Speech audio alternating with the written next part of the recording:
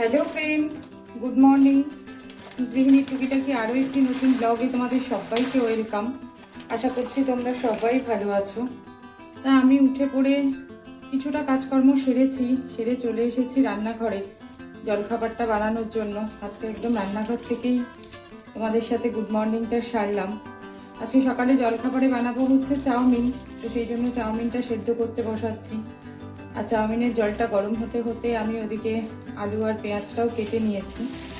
চাউমিনটা সেদ্ধ করে জল ঝরিয়ে রেখে তারপরে যাব হচ্ছে উপরে। গতকাল রাত্রে প্রচুর জামা কাপড় ওয়াশিং মেশিনে দিয়ে শুয়েছিলাম, জামা কাপড় না, বিছানার চাদর, বালিশের আর এই সমস্ত, তো সেগুলো সব মেলে এসে তারপরে চাউমিনটা বানাবো। সব কিছু গুছিয়ে রেখে ওপরে গেলে আমার সুবিধা হবে, নিচে এদিকে চাউমিনটারও ততক্ষণে জল ঝরে যাবে। আর আগে যদি ওপরে যেতাম তাহলে ওপর থেকে এসে তারপরে নিচে এই সমস্ত করতে গেলে জলখাবারটা বানাতে একটু দেরি হয়ে যেত। তো সেই জন্য ভাবলাম যে এগুলো সব গুছিয়ে রেখে তারপরে যাব হচ্ছে ওপরে। আর বিছানার চাদরগুলো তো হালকা পাতলা জিনিস, আর রোদ্দুর এখন মোটামুটি সারাদিনই থাকবে, তো ওগুলো সব শুকিয়ে যাবে, ওগুলো নিয়ে চিন্তা নেই। যদিও আজকে সেইভাবে রোদ্দুর ওঠেনি, একটু মেঘলা মেঘলা রয়েছে। এখন বেলার দিকে ভালোভাবে রোদ্দুর উঠবে কিনা জানি না, বুঝতে পারছি না সেটা ঠিক। চাউমিনটা সেদ্ধ করে জল ঝরাতে দিয়ে চলে এসেছি ওপরে। আর এই যে এই এক গামলা জামা কাপড়, এইগুলো সমস্ত এখন মেলবো, বিছানাটা তুলবো, তুলে তারপরে নিচে যেয়ে চাউমিনটা বানাবো।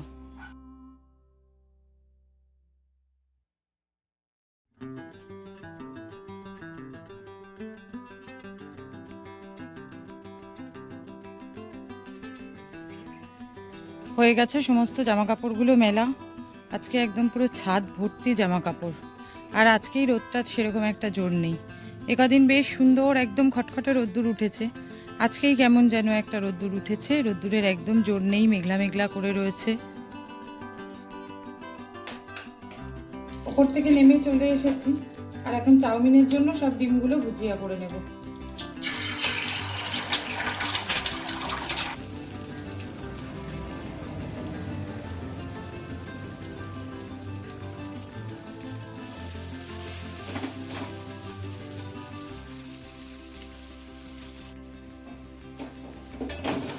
চাউমিনটা প্রায় আমার হয়ে এসেছে, নুন মিষ্টি সব কিছু দিয়ে দিয়েছি।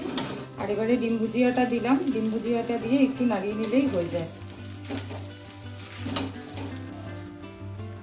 জলখাবারটা খাওয়া হয়ে গেছে, আর দুপুরের রান্নাটা শুরু করবার আগে বেরোলাম একটু বাইরেটায়।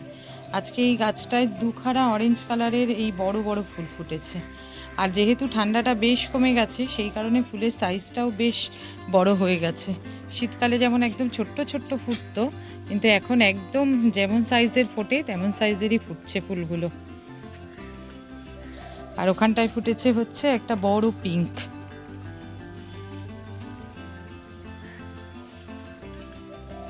আর এই গাছটায় একটা লাল ফুটেছে, ছোট্ট পুচকি একটা গাছ, কিন্তু প্রায় দিনই বেশ একটা দুটো করে ফুল ফোটে। আর কুড়িও রয়েছে বেশ মাথায় মাথায়। আর এখানে ফুটেছে এই যে এই জাম জাম কালারের এই থোকা জবাটা, কুড়িও রয়েছে অনেকগুলো। এই একটা কুড়ি রয়েছে, এই মাথায় একটা কুড়ি রয়েছে, আরও ছোট ছোট অনেকগুলো কুড়ি এসেছে। সেরে নেব এবারে দুপুরের রান্নাটা। আজকে রান্না করব হচ্ছে রুই মাছ। পবনদা আজকে বাড়িতে মাছ নিয়ে এসেছিল, তো পবনদার কাছ থেকেই নিলাম এই রুই মাছটা। আর রুই মাছ আলু পেঁয়াজ দিয়ে পাতলা করে ঝোল করব, তো আলু টালু সমস্ত কাটা হয়ে গেছে, পেঁয়াজটাও বাটা হয়ে গেছে। এবারে মাছটা ভাজা করতে বসাবো।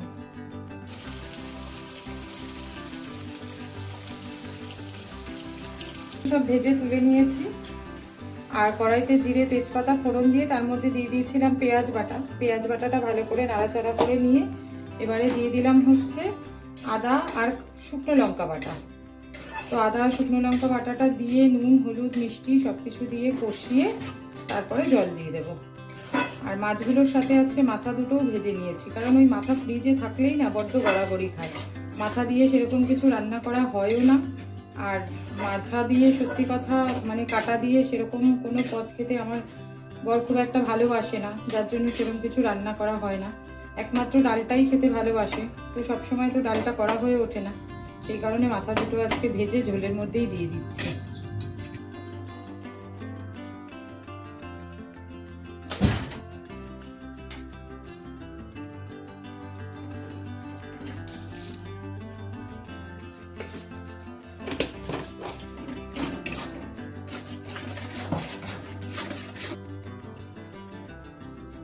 মাছের ঝোলটা ফুটে উঠেছে, ভেজে রাখা মাছগুলো সব দিয়ে দিচ্ছি।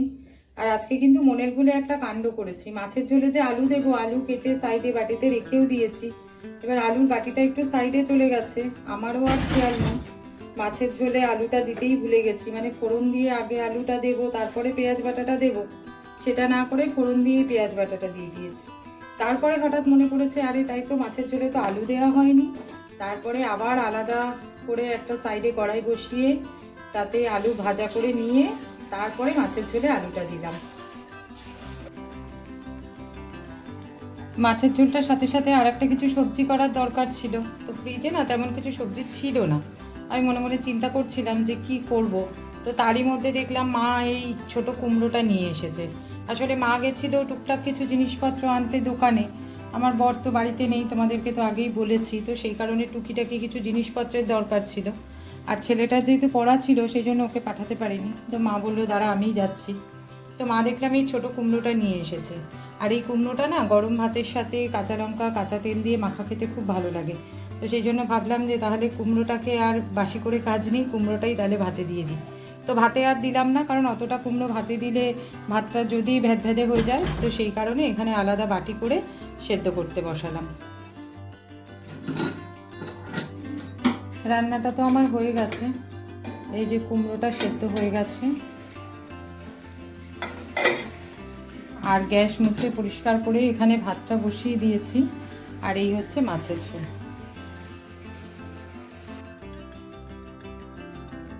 দুপুরের পর থেকে অনেকটা সময় পার করে তারপরে আবার তোমাদের সাথে দেখা করছি। আর গতকালকে আমার আটা রাখার জন্য এই কৌটোটা কিনেছি। আমার আটা রাখার কৌটোটা কেমন একটা হয়ে গেছিলো, সেই কারণে কৌটোটা বাতিল করেছি। যদিও এই কৌটোটার মধ্যে দুটো আছে, মানে এই বড়টা, তার থেকে ছোট সাইজের আর একটা আছে।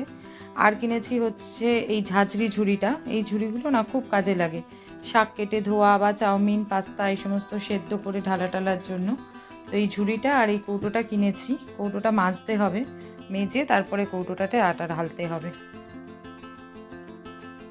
আর এখন যে কাজটা করব সেটা হচ্ছে যে এই জামাকাপড়গুলো সব ভাঁজ করব।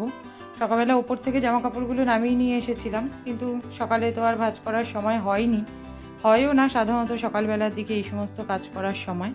তো সেই কারণে এখন জামাকাপড়গুলো সব ভাঁজ করব।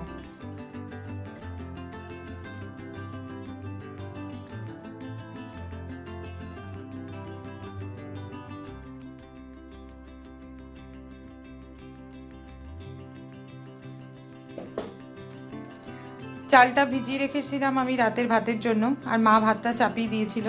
তো ভাতটা করে মা আমাদের সবার খাবারটা গুছিয়ে নিয়ে চলে এসেছে, সবাই খেতে বসেও পড়েছে। আর মা তো প্রত্যেক দিন ওখানে চেয়ারটায় বসেই খায়, এবারে আমি বসবো।